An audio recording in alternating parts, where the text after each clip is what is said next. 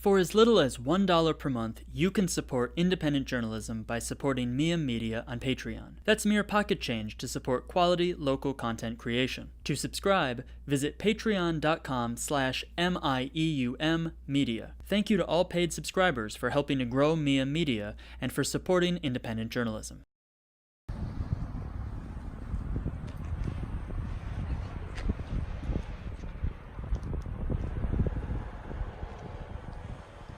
When Prohibition was lifted, it was lifted in Bridgewater. But the story goes that all of a sudden the farmers started drinking and everybody was partying and hay didn't get made and somebody fell down the stairs of a local boarding house and either got killed or hurt themselves. And these are all anecdotal stories, but the church ladies got together in 1934 and in a town meeting, I guess they stacked the meeting and they took a vote and returned the town to Prohibition. And it stayed that way until 2014.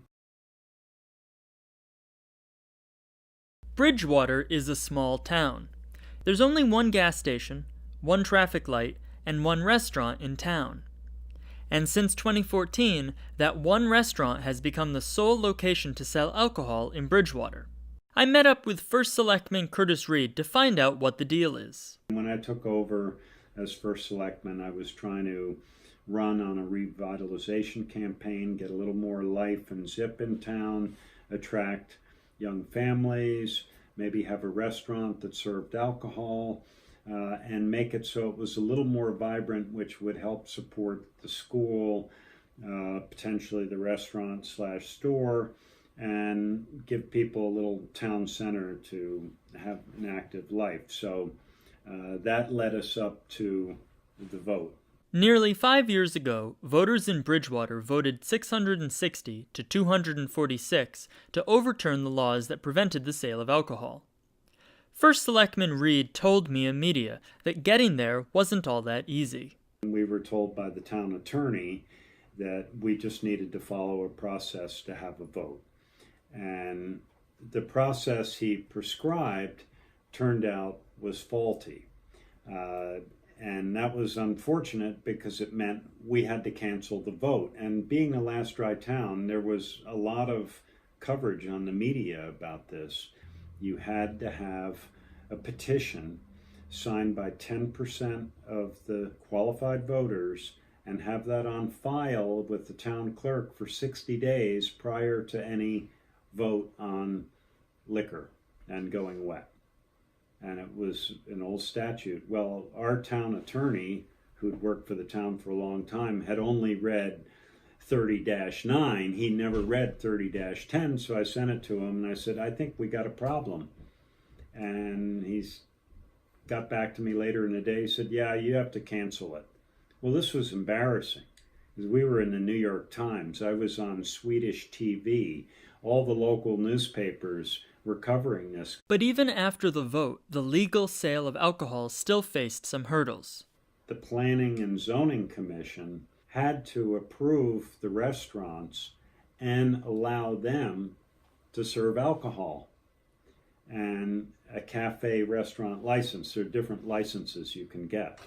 But so they had these hearings and it turned out to be a political football because the people in charge of planning and zoning and had enough control of it were people who would oppose me in the election. And so they decided to stifle this process and they made the applicant go through traffic studies and all these different things and engineering plans over and over, and it was costing him a lot of money. I got up in one of their hearings and I said, the people here want to know why you are stopping this when you should give it a green light. And they ended up voting that night and passing it. Because everybody, that just opened the floodgates. People got up and said, yeah, why don't we have our why can't we get a glass of beer or wine with our food? And, why don't you let these people, they have this beautiful facility, why don't you let them do this? And finally, they caved, and then those people who were in charge resigned from the commission after that. Bridgewater Bistro declined to go on camera for this piece, but I ate lunch there anyway. Although this breakfast sandwich was absolutely delicious, I didn't film anything else inside out of respect. But I did see that beer, wine, and hard liquor were all available. However, I was still curious why Bridgewater's gas station wasn't also able to sell alcohol. Now, the one gas station can't sell alcohol, can't sell beer, because it's a state law, and it says you have to have 2,500 people or more in order to have a package store. We only have 1,700, so it's a moot point. No package stores. I asked the First Selectman about whether he hopes Bridgewater will eventually pull in other alcohol-serving establishments. His answer was refreshingly humble. Maybe, but we're a one-horse town. We're not a big, spot to go visit unless you like to hike and bike and do those kind of things.